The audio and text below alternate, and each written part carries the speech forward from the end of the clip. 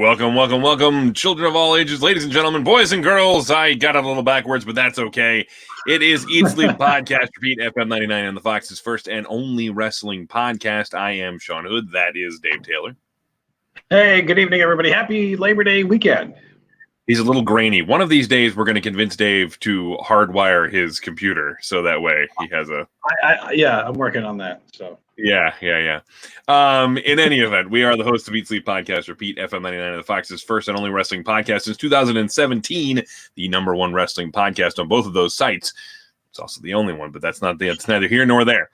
And there are lots of ways for you to interact with us. We obviously are going to talk a lot of wrestling, but first of all, if you need to figure out where to find us on a regular basis, go to fm99.com and 1069thefox.com, and you can find us right there under the media tab. ESPR makes your life really simple. Find us right there, and you can find a link to our RSS feed, which has all of our backlogged episodes, so you can catch up on everything we've done to this point over 3 years worth of episodes. So get on it. And if you want to interact with us specifically, directly, there's lots of ways to do that. Facebook.com/ESPR99, on the Twitter @ESPR99, or email us, ESPR@FM99.com. We always love hearing from you guys. And remember, if for some reason you don't catch the whole episode now, you can always find us on all your major podcasting apps. Just search for ESPR Wrestling on all your major podcasting apps. Subscribe, give us a 5-star rating and a review. We greatly appreciate it. And if you're watching along with us tonight, if you're live right now with us, make sure you throw in some comments, questions, whatever you want to talk about. We love to hear from you guys. So thank you so much for joining us. And without further ado, I guess we'll get into it. It's time for what are we doing first? Are we doing news? Yeah, I think we're doing wrestling news because there's a man. What a heavy week. There's actually some this week. Yeah, there's actually some wrestling news this week. We have, yes, unfortunately, well, first and foremost, we'll get this out of the way. The Rock, Dwayne "The Rock" Johnson, came out and said that he and his family tested positive for COVID-19. His wife, and his 2 little girls all tested positive. Luckily, they are on the other side of it now, and they're no longer contagious. That was loud. I don't know if it was on my end or yours, but it was loud. Okay, well, either way, it was loud. Let me close that real quick so that doesn't happen again.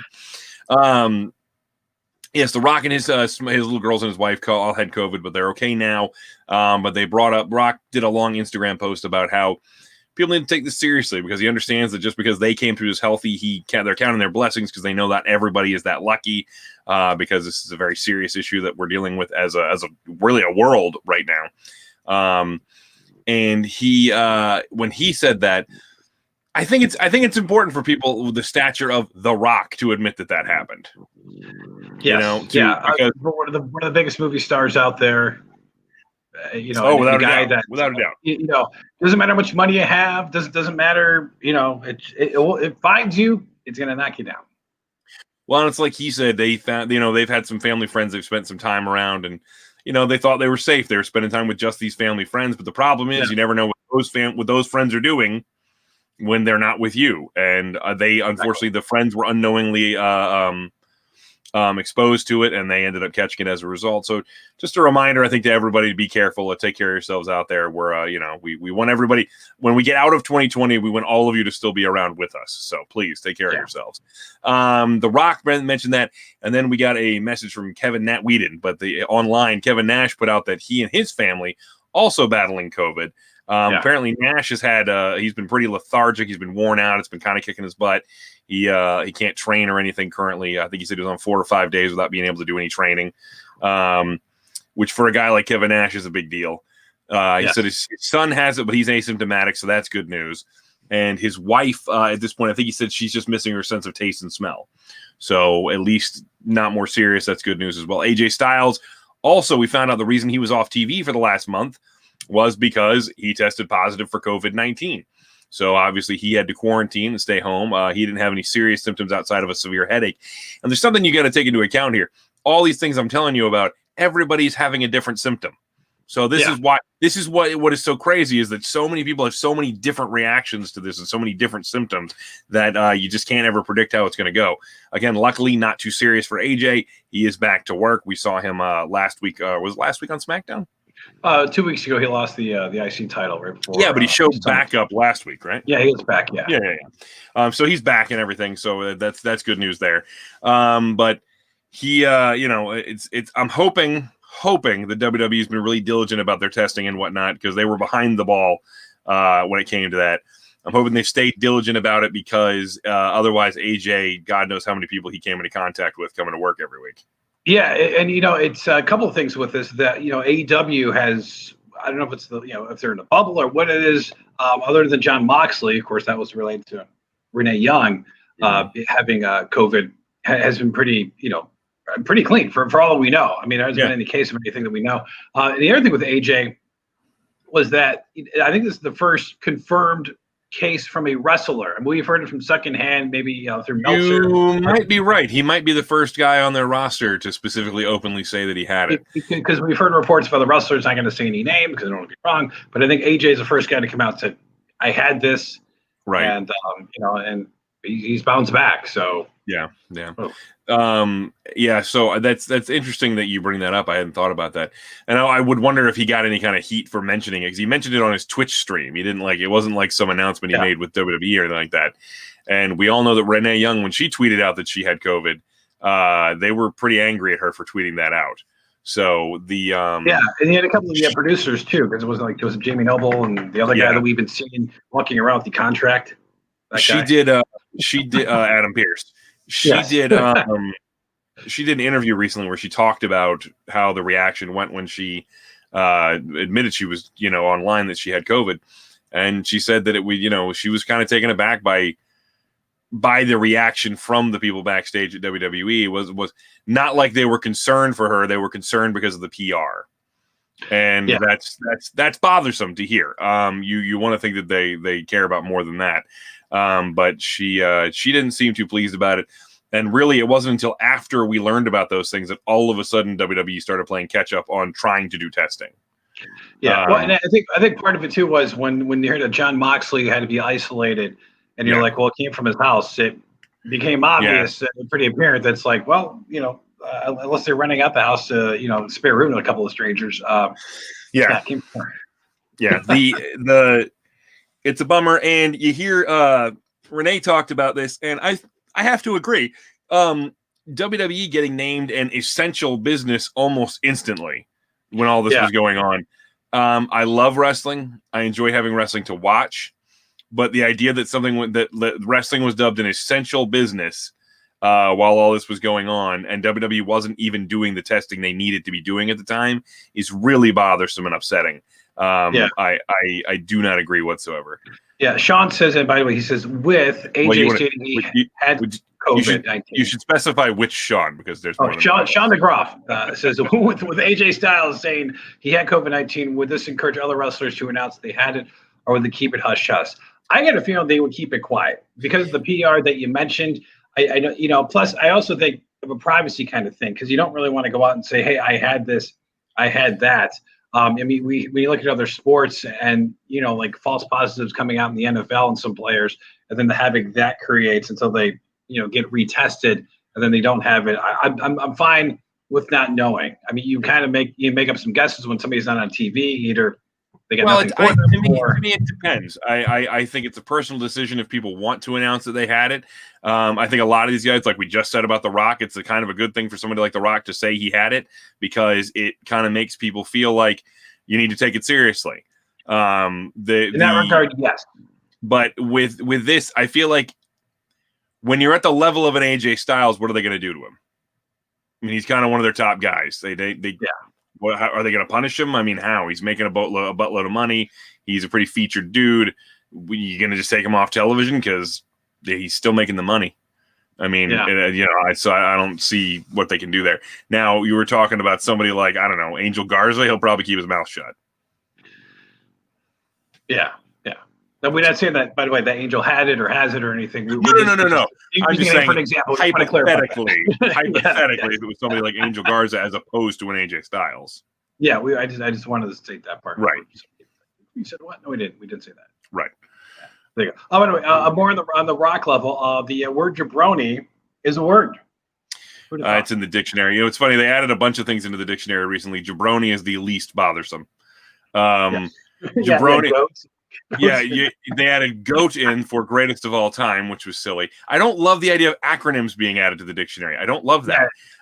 They also added IDGAF, which is I don't give up. You know what I mean? Yeah. And so I'm like, oh, Lord. They added Swole, which, I'm like, okay, great. Jabroni was the least bothersome one they added to me. I was like, all right, Jabroni. I'm good with Jabroni.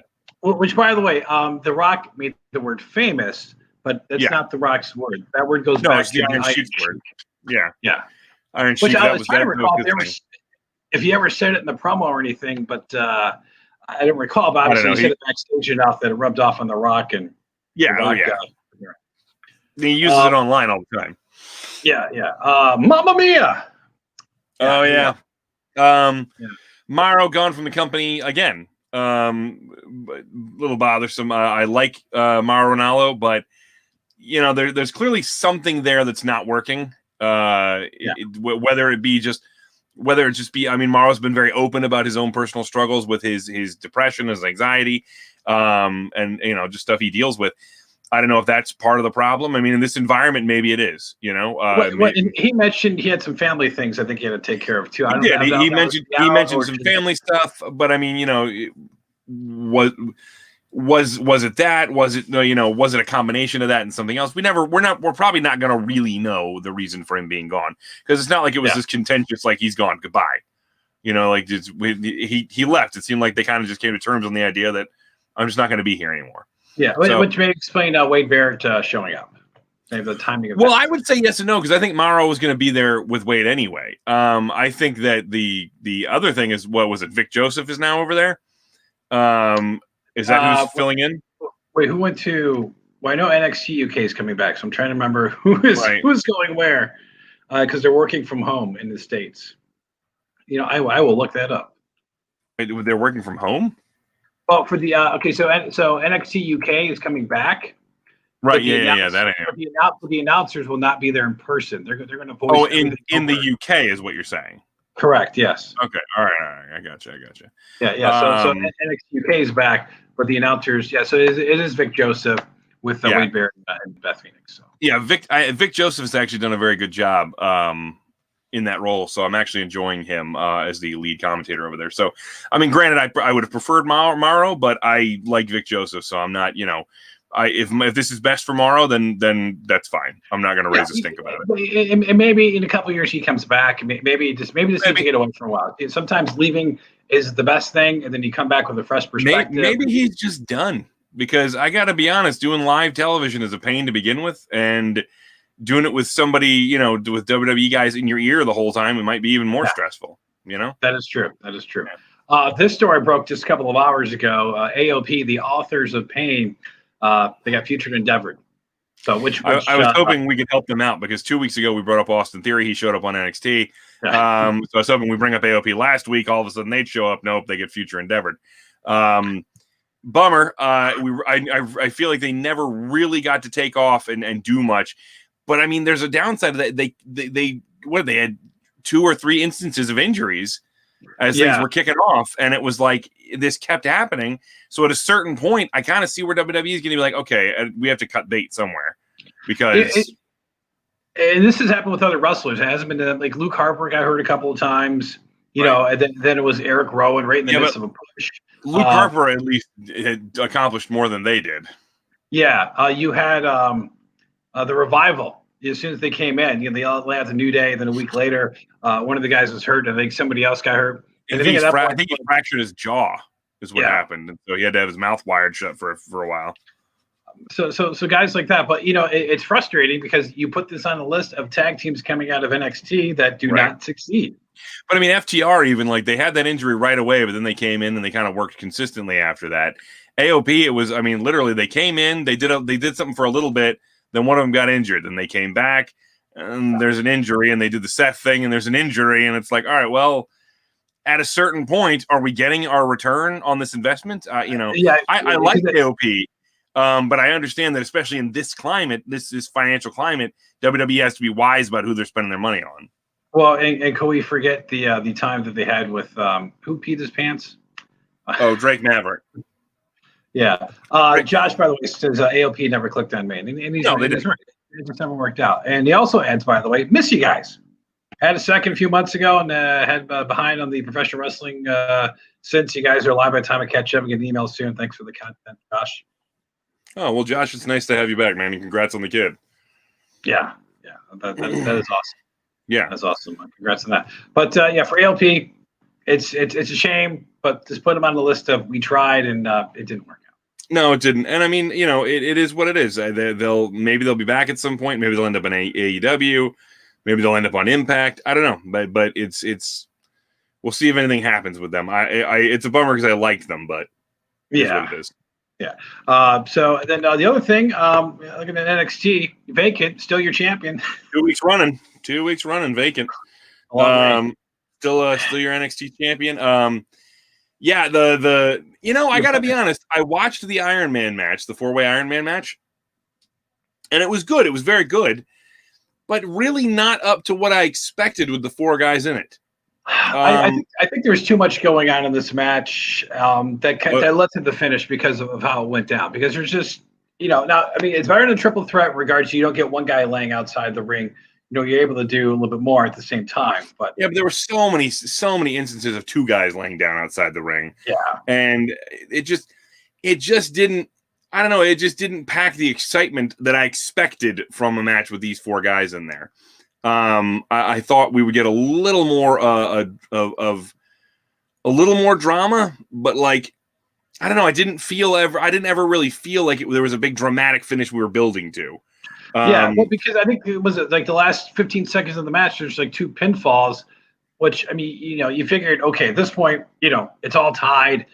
Somebody's going to get one. And then, Cole gets the, last second, pin. Which to me, by the way, I'm bothered because we go, okay, well, it's, Cole and Balor tied. So next week it's going to be 1-on-1. Why? When Bret Hart and Shawn Michaels tied, we went to sudden death overtime. Because it's stretching out for ratings. They had a good. I understand what you're saying, but I don't care about the actual reason. Logistically, on television, it didn't make sense because they've had this situation before. Yeah, so they shouldn't have gone to overtime. It would have made sense that they did that. Okay, it's you 2 guys. What's it going to be next week? 2. I mean, it's just a straight up match, right? That they're going to wrestle for. As far as I know, yeah. I mean, 2 out of 3 falls. Josh, as far as I know, it's just first time vacant ever defended in WWE history, I believe. I think one time was when the Austin Taker Kane thing. I think they won an extra pay-per-view without. Buddy, the WWE title was held up in abeyance for a good long while. Abeyance held that title for I don't remember how long it was. It was ridiculous. So that's happened. I mean, it's a little frustrating that you go through all this, you get an hour match, and you want something settled, and then you got to come back next week. I mean, it's a little bait and switch. 100%. 100%. Which NXT does not do a lot of. No, so it's a little frustrating that they did this. But, well, and they a lot of stuff like this is they don't do often. Like they don't do a lot of overbooked finishes. They don't do a lot of dusty finishes. They don't do a lot of. They try to give definitive things and really give you what you came for. So I understand once in a while doing it to break up the formula. I totally get that. But for me, it just didn't work because I left being more disappointed by the finish than I did being like, oh man, like I need to know who's going to win. This is kind of like dragging out like Kofi, trying getting a spot in WrestleMania. A little bit. kind of felt like that. So those are the news stories, and it's time for one of our favorite features. Watch this. Bam! Oh wait, not that one. Sorry, not that one. There we go. One of my favorite segments, either or. Right, either or. So one of them, by the way, is a big news story that came out in wrestling right when we did our show last week. So here we go. Either or. Will Brock Lesnar end up in UFC or WWE?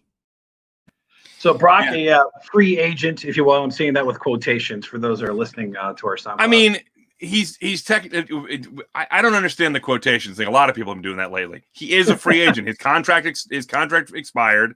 He is not beholden to anybody at the moment. He's a free agent. Now, just because he's most likely to return to WWE because of the money and the schedule doesn't mean he's not a free agent. It just means that's the most promising solution for him. But I don't know, man. I could see him being kind of done with wrestling, because what else does he do now?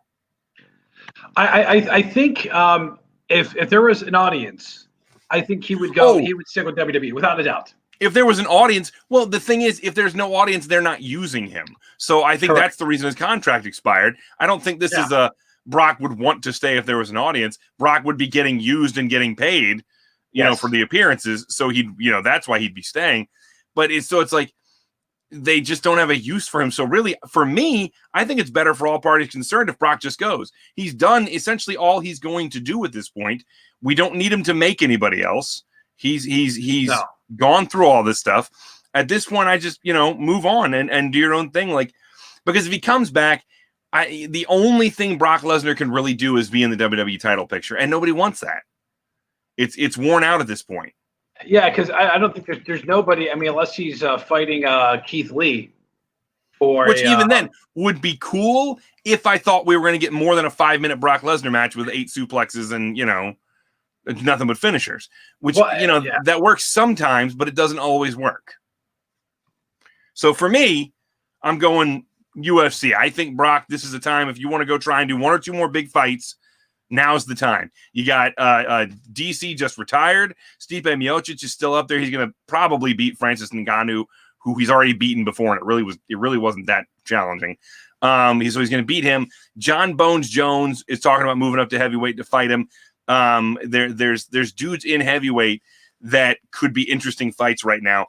And John Bones Jones sent out that awesome tweet where he was talking about Stipe and all that. And then at the end of it, he just randomly goes, and Brock, I'll beat your ass too. And I was like, awesome. Give me Brock and John Bones Jones now. I will pay whatever the exorbitant prices UFC charges. I don't even remember. I will pay to watch that fight. Yeah. He's definitely going to UFC if he goes anywhere, because that's where the money is right now. Because there's no payout for WWE. So that's where you're going to go. Patrine, by the way, says UFC is where he's going to go. Sean DeGroff says, I think Brock will stay out until there's an audience again. That's where I agree with. He does. When he does come back, I believe Vince will keep it quiet, like a Royal Rumble return, which that would be big, depending who's the champion. It could be, yeah. So we'll see. So that is so we agree on that one. All right, here's the next one. Maybe either or. Which iconic member will have a better singles career, Peyton Royce or Billy Kay? Who better? In the sheer fact that one of them might really get used and the other one not so much. Because I could see this not lasting long before they decide, we made a mistake, put them back together. But for my money, it's Peyton Royce. See, I think they're going to try Peyton at first. I think that's why she threw Billy Kay in the ring on Monday to kind of solidify the breakup. But I think you send Peyton over to SmackDown. It's a different scene over there than it is watching Peyton Royce get annihilated on Raw every week. Right. That's going to happen for a while until they realize, we put them back together. But I'm going to put my stake into Billy Kay, because I just got a feeling it's going to take a little bit, but put her on SmackDown. It's a different crowd out there, and I think she's going to do fine on that. Possibly, I don't know. We'll see what happens. I feel like I do feel like whichever one leaves Raw will be the one that benefits. Yeah. Josh says Peyton. Brandy, hi Brandy. She says Peyton as well. Yeah, I just see everybody's on my side. Dave, suck it. I just think Peyton is I don't know. There's more polish to Peyton. She's just got it's like when you used to watch the Hardy Boys and you used to just assume one of them was going to do better than the other. Now it's wrong sometimes. People make those assumptions about tag teams, and they're wrong sometimes. But it ends up being split up. Everybody thought, Marty Jannetty is going to be the star. I don't know a single person who thought that. I thought everybody I knew thought Shawn Michaels was the star of that team.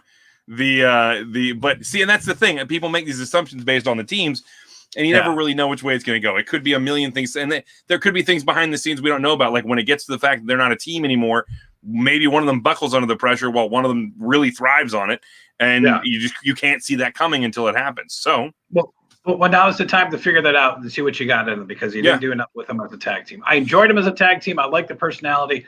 But let's see what they can do on their own. But they have to be on separate shells. That's the absolutely. All right, here we go. Either or. Who will beat Mr. Brody Lee for the TNT Championship? Former WWE wrestler or a non-WWE wrestler? So you got two guys that held this championship. They're both former WWE guys. So are they going to keep booking this title to be another WWE wrestler to come in and win this? Or are they going to, grow some, AEW guys up in this sense? Well, when you say former WWE wrestler, does it mean anybody who was ever under contract to them? Jack Hager. No, because my pick is going to be Colt Cabana. Okay, so I don't look at him as a WWE guy, but I'm Right. saying some recent. But that's why I was asking, because he was under contract at one point, so I wasn't sure where we drew the line. I don't look at him as a WWE guy either. So if we're not looking at him that way, then I would say non-WWE guy, because Colt Cabana is my pick. Because otherwise, I don't know what story we're telling with him being a part of the Dark Order. Like, to me, this makes perfect sense. You've got Colt in there; they can build up this animosity between the two of them, and Colt can split from them and take the title off Brody Lee.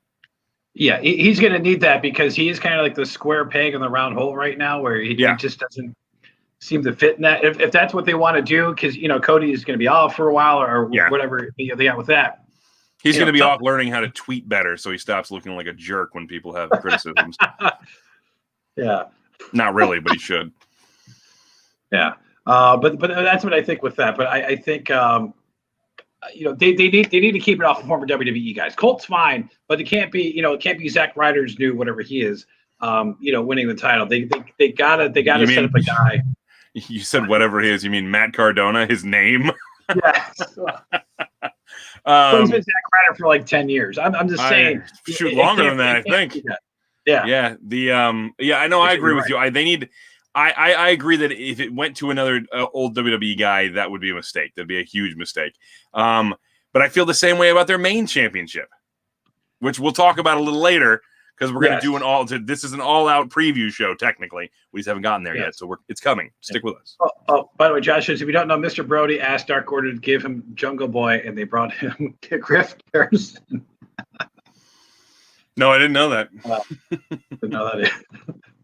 All right, we got one more here. Either or. Who should be booked as a babyface? Braun Strowman or The Fiend Bray Wyatt? Okay, should be booked as a babyface. I mean, before the whole nonsense they just did, Braun would have been fine as a babyface. But now it doesn't work. It's not going to work at all. And The Fiend, technically not much of a babyface. I don't know how you babyface that character, really, other than we're just going to cheer for him because he's weird. So I really don't see either of them being effective babyfaces, but I think people will just line up behind The Fiend because they dig The Fiend. Okay, if they make the Fiend a good guy, okay, I don't know like how old you were when Doink the Clown became a good guy, and it just completely ruined the character. Completely ruined the Clown. The Clown is a heel, one of my favorite heel characters of all time. It was great. If you're going to make somebody a face. Well, but I mean, by the same logic, I mean, The Undertaker shouldn't have worked as a babyface, but he did time and time again. It's just it's a matter of what they have planned for him and the performer. It's all going to ride on that.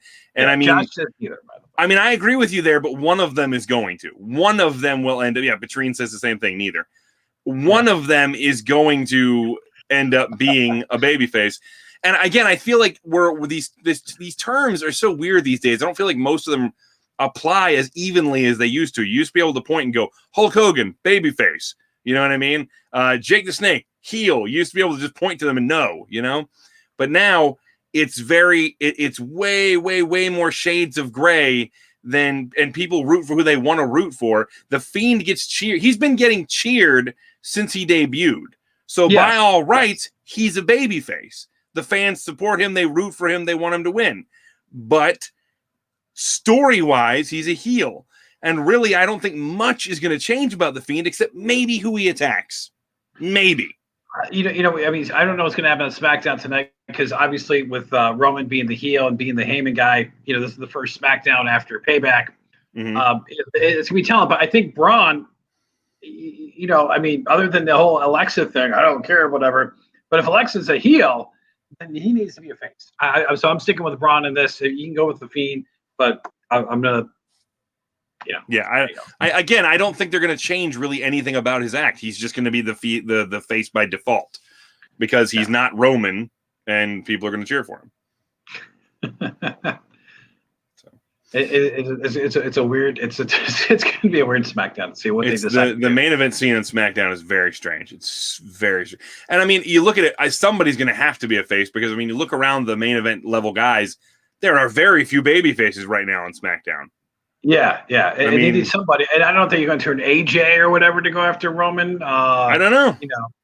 Does Boring Corbin become a face? That would be odd. That's not happening. That's what they do have. I think it's a 4-way tonight, right? Isn't it like is it tonight or is it tonight? I think so. I will read these comments here. Sean DeGrasse says Bray is a babyface only if Bray Wyatt can use the Fiend personality like Finn Balor uses the Demon persona. That would be pretty cool. It's kind of what he does already anyway. He just uses it more frequently. Yeah, but if he's going to wrestle as the kid host, that character needs to be I'd say better wrestler. I mean, what I mean is a better character because those matches have been extremely dull. I thought the last one he had wasn't bad. The one with it was him with Braun, right? I thought though that one with Bray wasn't bad. The story in that was okay. I just think he needs people to work with that can create a little movement because Bray's not that guy. No, he's not. And then Josh says that's a modern day Mark issue. Call me Cornette, but heel babyface dramatic as a master right now, and it is. Okay, so there is a 4-way tonight. It is Big E versus Matt Riddle versus Sheamus versus King Corbin in a 4-way to earn a shot. I mean, this almost gives it away. It's going to be Big E.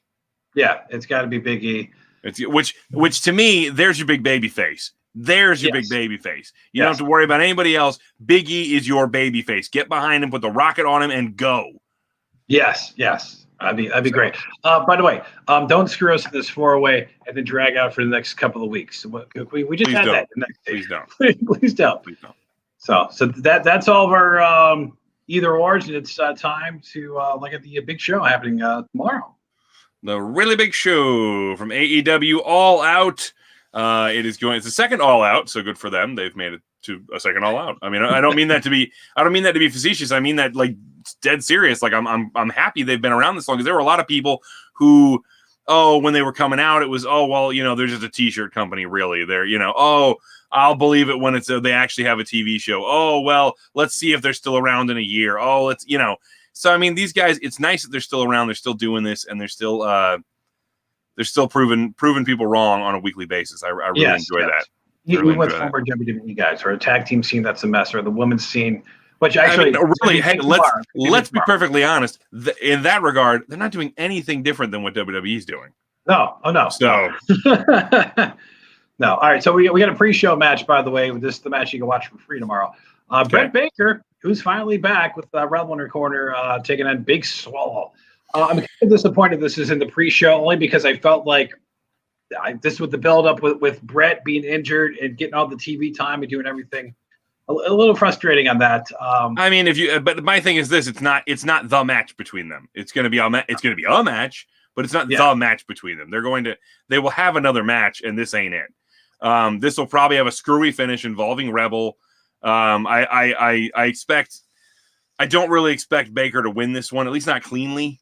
If she wins, it'll be through shenanigans, but I think we might get a non-finish or a Big Swole thing to keep the rivalry going. Because really, it's all about Britt just wanting. Really, Britt is zeroed in on Big Swole and wants to do away with her. Yeah, I think Brett wins with shenanigans, but it's clean up that like they're gonna have they have one more match. Her coming back from the injury and everything, which kind of feels like it's been quick. I mean, I know it's maybe this year's. That's so funny because to me it feels like it took forever. So maybe because she's been on TV every week. I don't know, but maybe. But nice to see her back. Yeah, in a wrestling capacity because that was the one that I was aware of. I had concerns. She might. It's entirely possible. Yeah. It's the pre-show, and I feel like a lot of times the pre-show, the good guy wins. Yeah. It's almost like the house match finish, but or the house show finish. And I was wondering when she came back, I was thinking to myself, how in the COVID era is she going to be doing that lockjaw submission? And I got my answer this week on Dynamite when she threw the lockjaw on Swole, and he had her wrapped up in essentially the Rings of Saturn, which is what the move is basically.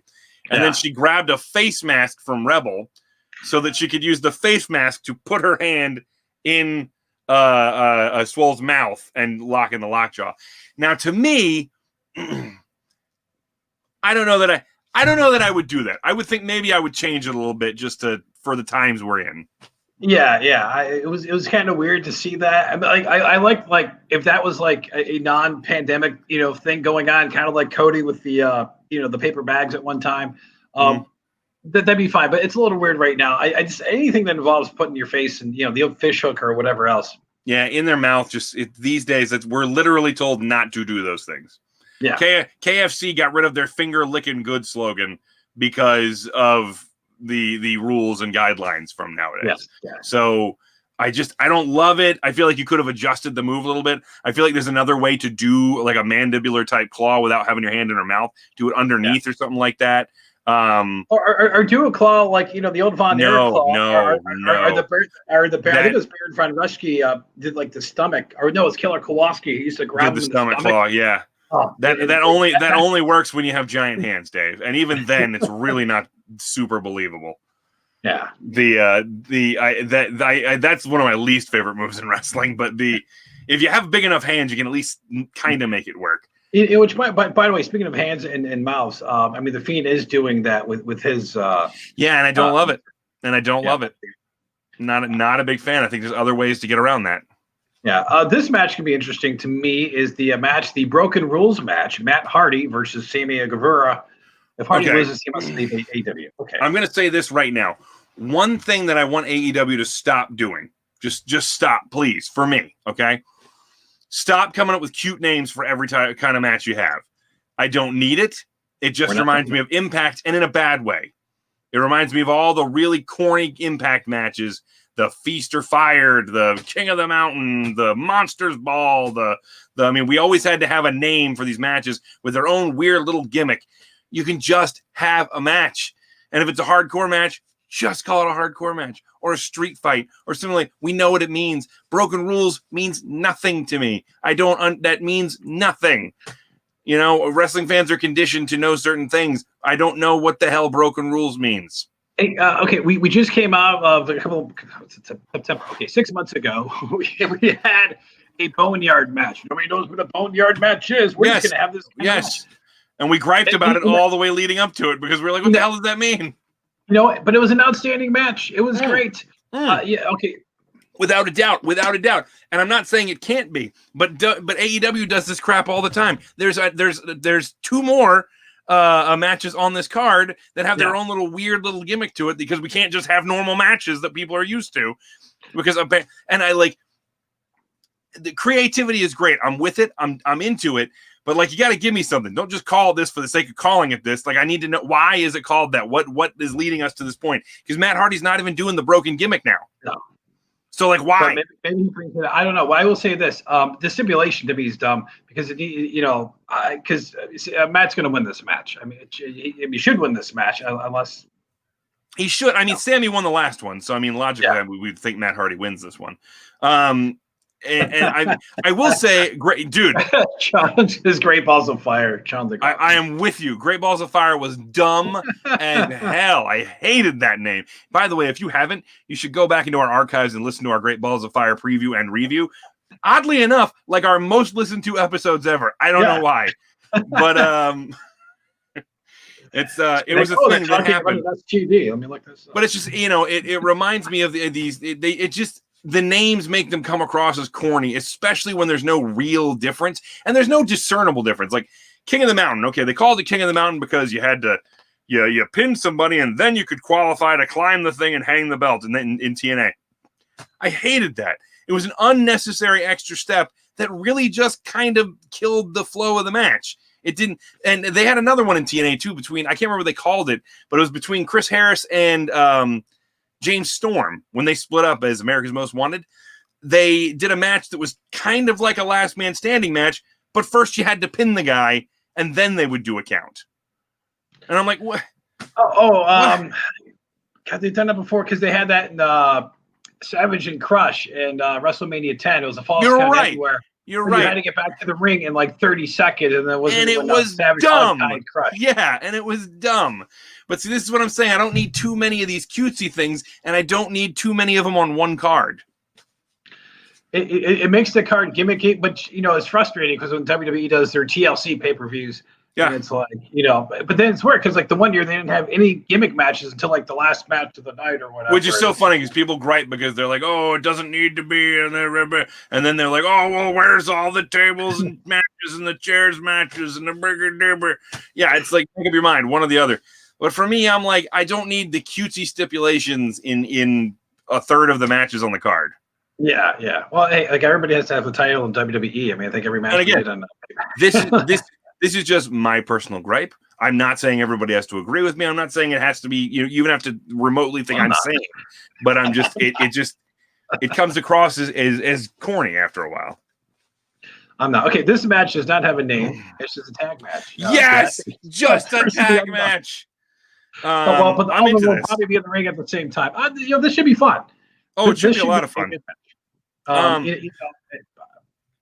But let them have a tag match.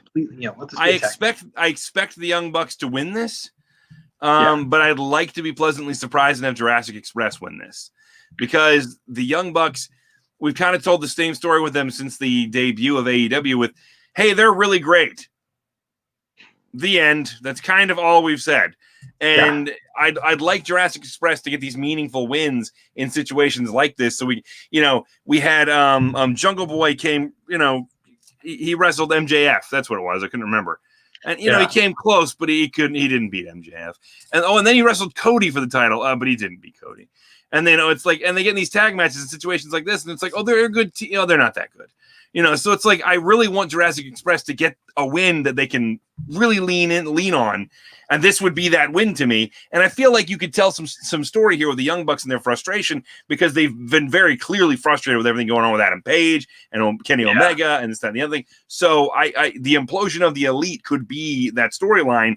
But I'd like to see Jurassic Express get the win. I'm going to go with the Young Bucks. I would love to see Jurassic Express get the win too. By the way, if I were to poach two guys and stick them like in WWE, it would be Jurassic Express. I love. Oh my god!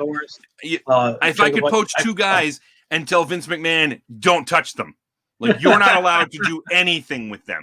Keep your hands off of them. You can't write a single line for them. Go away. Like that, then yes, I'm with you, Jurassic Express. But if we tried to bring him in and let Vince do something with them, oh my god, we'd have a Barney the Dinosaur ripoff, and Jungle Boy they'd call him like Little Tarzan or something next week. Yeah. I go with the Young Bucks. Should be a fun match. Yeah, I'm up and down on the Young Bucks, but here's a match with a lot of the tag teams. It's an 8-man tag team match. The Dark Order versus Matt Cardona, Scorpio Sky, and the Natural Nightmares. It's not nearly as scary as it sounds. This is set up to be, kind of their revenge for what happened to Cody and everything. But I don't think you get your revenge this fast. I just don't think it happens. No. I think the Dark Order. What's funny was we said the Dark Order is in this match. Do we know who from the Dark Order is in this match? I will tell you in a second if you want to talk about the. Well, I'm going to tell you right now, Matt Cardona. Well, I know Brody Lee's in the match because he's not defending his title. So we know he's in the match. He's in the match. Okay. Okay. With Brody Lee being in the match, I'm gonna go ahead and say I think the Dark Order is gonna win. If it was just like the mindless grunts they have, then I'm not so sure. Then maybe Matt Cardona and Scorpio Sky in them. But if Brody Lee's in the match. No, they've lit him up like crazy right now. They're not doing that yet. He's gonna get the win. Yeah. I think it's got to be his team because you can't. Remember we always talk about factions and whether or not factions need to win and everything else. Yeah, it's Brody, it's Colt, it's Evil Uno, and Stu Grayson. Okay. Yeah. And it's too early to have the ascension between Colt and Brett and Brody. Well, he's openly kind of looked a little confused by the things that Brody does and this, that, and the other thing. So I could see there being more of that, but he's not going to just straight up turn on. Like you said, it's not the actual dissension is not going to happen in this match. Yeah. It's got to be a while. You got to build up to it. Anyway, Chuck Fisher. Hey, Chuck, thanks for watching. What do you guys think of Tim Cornette's criticism of AEW, which I from time to time I'll listen to Cornette's podcast. I guess probably more than you do, but Oh, you 100% listen to it more than I do. I'm gonna go ahead and guarantee you of that right now. I can't listen to that guy talk much. I think sometimes I think he gets too critical, Chuck. I think if there's certain things where I agree with, like, we're going to get to one of the guys in just a moment that he completely puts down. I'm talking hands in pocket guy, Orange Cassidy, where he doesn't get how some of these guys are getting the pushes that they get when some of these other guys where and I think what you mentioned, there's like too many cooks in the kitchen. And nobody's got like a hand of like, hey, we should be doing this or we should be doing that, because everybody's got all the ideas and just messing it. Well, that without a doubt, I do think that's the case sometimes, and we'll talk more about that a little later. One of the problems I have with Cornette is I think he is stuck in a certain age of wrestling and he refuses to move forward. He is 100% stuck in the heel face dynamic, which I'm sorry, the advent of Stone Cold Steve Austin changed that forever. Yeah, changed all that. And not only that, he said some really awful things that have kind of made me take his opinion less and less seriously. He's been of the mind that you use Nyla Rose. The way you get heel heat with her is with the transgender thing. And like, no, that's kind of going against the whole point there, man. He's referred to different people like in AEW as, what did he call them? Utter wastes of flesh. That was his description of them. Like, he just sounds like an angry old man who's mad nobody's listening to him at this point. And his comments about Becky Lynch when Becky Lynch was pregnant, I'm like, yes, that to me, and I'm a Cornette fan. Because I grew up in that era. Right, I get it. Yeah, when he was the manager and everything. I mean, by the way, if you want to laugh, Smoky Mountain Wrestling. You want some cheese? Chris Jericho and Lance Storm. I forget what their team was called, but YouTube a video of those two guys, the Adventurers or whatever else, is the corniest video ever. But that was his era, the old Memphis wrestling scene and in Charlotte and Atlanta, fighting the crowd. That is gone. It's we're never going to go back to that. I mean, wrestling is more of a business now. Your promoters make money. So he does kind of get his mindset off that. Like, he does complain about some things, so I do agree with that we gripe about on the show. Oh, yeah. Other things. Not saying at all that the guy doesn't have any clue what he's talking about. I'd never say that about somebody like Jim Cornette. He just, these days, he sounds more and more out of touch. He's starting to sound like what we say Vince is every week. Where he's out of touch with what is wrestling these days. And I'm not in any way, shape or form saying that I would be better at any of this than Jim Cornette. I think Jim Cornette still has a lot of really good ideas. I think he does have some things to contribute. But I think he would have to take a more open-minded approach to being a part of booking wrestling in 2020 to really there you go, Dave. I think he'd have to take a more open-minded approach to booking wrestling in 2020 to really not come off like Sean DeGroff just put it, as an old guy yelling at kids to get off his lawn. Yeah. He needs to be more open to these new styles of wrestling, more open to these different kinds of characters. Like, I get it. You're not used to a Orange Cassidy. Like, that sort of thing is weird to you. You don't understand why it works, because in your day it wouldn't have worked. And I get that. But the thing is, it works now. So if you're not getting it, you're missing something. Everybody else isn't wrong. You're missing something. Yeah. Well, and he's also frustrated. He doesn't like Kenny Omega because Kenny has exposed the business. When he wrestled the blow-up doll or whatever it was, and that really bothered him. I'm thinking, like, what guy isn't like playing wrestling or whatever else can relate to that? It's like sometimes you just gotta. What kills me though is he thinks that at that point in the world that exposed wrestling.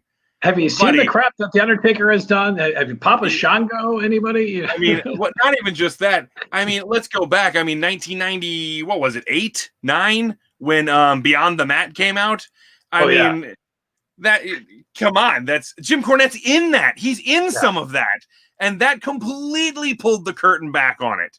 I mean, there was no hiding from it anymore after that. So to me, it just seems weird for him to gripe about anybody, giving away the business and this, that. Dude, come on. He also wasn't real fond of women being on top. I remember that. No, but I think part of it was, and because I listened to his comments about Mandy Rose and Sonya Deville match, saying that like he likes some women's matches, but he likes the good women matches. Right. Like not every women's match is a good match. I'll agree, but not every men's match is a good match. I was going to say, but like that's a dumb thing. But that's a dumb thing to say because like not every match at all is a good match. Like that's just exactly how it is. Yeah. It's just how it is. And that one, like we cut the girls slack because everything is going on mentally with everything. Oh, with Sonya and everything. Yeah. It's in that, but All right. So the next match, 20-man casino battle royal. Winner receives a future AEW World Championship match. I'm not going to name all the competitors. If you're watching this, they're on our screen. But I have one pick on this, and it's TBD because they have a habit of every battle royal. It's a guy that's just going to magically show up in this battle royal, and he's going to win the whole gosh turn. Well, yeah, no. I mean, I think that could happen. I mean, you say every time. They haven't had a bunch of them yet. I'm kind of Adam Page. It was I forget the other one. But Adam Page, I mean, but he was a part of the roster. It is what it is. That's the way it goes. And remember that happened because of some other issue they had that night. That's I don't remember what it was. Different match, and then somebody said, I don't want to lose. So in any event, in this one, I'm looking at it, and really, this is an interesting one to do because depending on who comes out at the night as the AEW champion, really affects who I think would win this match. If MJF comes out of this as the AEW champion, I would say, in all honesty, I think maybe Darby Allin wins this thing. Those guys would match up quite well because of the size and I think MJF would be able to cut some great promos on somebody like Darby Allin. If it's John Moxley comes out of this as champion, you look at the guys in this match, at least that are named so far, and you think to yourself, all right, probably somebody like Lance Archer or Brian Cage. But in all honesty, Cage won the last battle royal. Didn't he win the last battle royal? He won the ladder match thing. He won the ladder match. Yeah, that's right. But he was TBD because Taz brought him out. Yeah. I would enjoy. In all honesty, if I'm picking who I want to win here, I'm not going to pick who will win because I have no clue. AEW is hard to pick sometimes. But who I want to win because I'd love to see the matchups that could happen. I'm going to pick Pentagon. Because I think Pentagon could be incredible as a top guy. Yes. I'm going TBD. So that's fine. That's a solid choice. That's a solid choice. With guys who have left WWE recently, with guys who are available on the indies, that's entirely a viable choice. Yeah. So we shall see. But I wonder who TBD will be. But it's got to be somebody that's involved in the finish, if not winning the match. AEW World Tag Team Championship, Kenny Omega and Adam Page versus FTR. We Tully Blanchard in their corner because fit. I like Tully being with FTR. I'm going FTR on this one. It looks like they've been building the Omega Page split for a while. I'm getting to the point where I'm Sasha Banks Bailey over it. I want it to just happen already because we've been doing this angle with Page where he's on the outs with the rest of the guys in the Elite for a while. And the FTR is poised. They're the hottest tag team in the company right now. Yeah. They've still got some steam coming off of them from leaving WWE and everything. This is the time. Put the titles on them. Yeah, as much as we complain about former WWE guys winning titles, it's a time to get the belts off Omega and Page. This is what's funny though is I always feel different about it. Like saying, oh, it's the former WWE guys. FTR former WWE guys, yes. But the only place they really got to shine was in NXT. They were misused repeatedly on the main roster, but everybody was still aware during that time that they were one of the best tag teams on the planet. It's not like they were, and I don't mean this is to be disparaging, even though I'm not a big fan of the guy. It's not like we take lovable loser Zack Ryder and all of a sudden we're supposed to present him as Matt Cardona, this badass who's ready to fight people like that. Nah. That's where I had to go. Okay. Former WWE guy that it was really kind of unnecessary. But it should be a good match though. It should be a good match. I'm fully expecting a good match. But I'm thinking FTR gets the win here. All right. So the Mimosa Mayhem match, Chris Jericho versus Orange Cassidy. Match can be won by pinfall, submission, or throwing the opponent into a tank of Mimosa. WTF? What is this? Well, first, do we have a card for this one? I Oh, I hey, can't I even, thought you- sorry. no. There you go. We're running out of time. This is one of those things. I know this is one of those things that's just I'm awful with it. It was unnecessary to make it this. It's going to end up with somebody in the tank of mimosa, obviously. It And just sounds so WWE, and this is we're not WWE.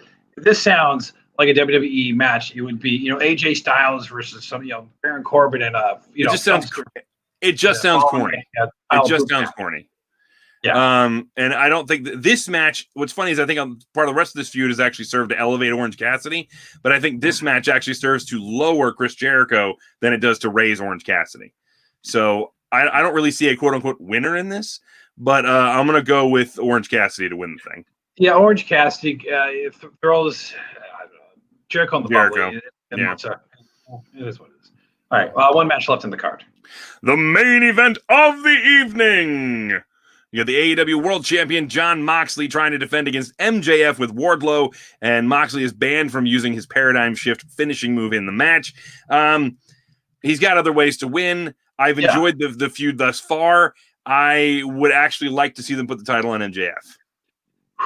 And now's the time to do it. You're experimenting anyway with all these different ways to do things because you don't have crowds. Well, you have little crowds now, but we talked a couple of weeks ago. Was it too soon to put the title on MJF? You know what? Yeah, do it. You know what? We've been MJF fans since since we've seen him in AEW. He was our most improved guy last year. The guy we saw as a star. The promos have been great. Yeah. He can. I mean, the fact that he can talk as well as wrestle and everything. This is I kind of felt bad for Joey Janela because I thought Joey's gonna be one of those guys, and when Joey's on TV, he's not as cool as MJF right now. But put the title on MJF. Let this happen. Let's have some fun and he would never shut up about beating Jon Moxley. No, he would not. Be fantastic. The only way Moxley wins this match is hitting the Paradigm Shift when the ref isn't looking, because that's how guys win that match. I could see that happening, but I could also see MJF winning by using the Paradigm Shift because Moxley's banned from using it, not MJF. That's what? There you go. That's how that comes to an end. So there you go. But that's my pick. So thank you. I need my hat. AEW All Out. That's our predictions for it. Again, this is Eat Sleep Podcast Repeat. Thank you so much for joining us. We'll be back on. Are we doing Monday or we wait until Tuesday, Dave? Yeah, we got Labor Day. So I guess we'll come back Tuesday. Yeah. All right, we'll come back Tuesday and we will review AEW All Out. Thank you so much for joining us tonight. Remember, if you want to listen to us, go to all your major podcasting apps. Just search ESPR Wrestling. You can find us on all of them. Subscribe, give us a 5-star rating and a review. We greatly appreciate it when you do. Make sure that you follow us on Facebook and Twitter at ESPR99. Really the same way on both of them. So you can find us on there. Email us espr@fm99.com, or you can always find us on 1069thefox.com and fm99.com under the media tab. ESPR right there, links you to our episodes. And until next week, like 4 days from now. 4 days from now. Until 4 days from now when we go back in on All Out. Remember to eat, sleep, podcast, and repeat. Happy Labor Day weekend, everybody. Happy Labor Day. Be safe. Be good out there. See you later.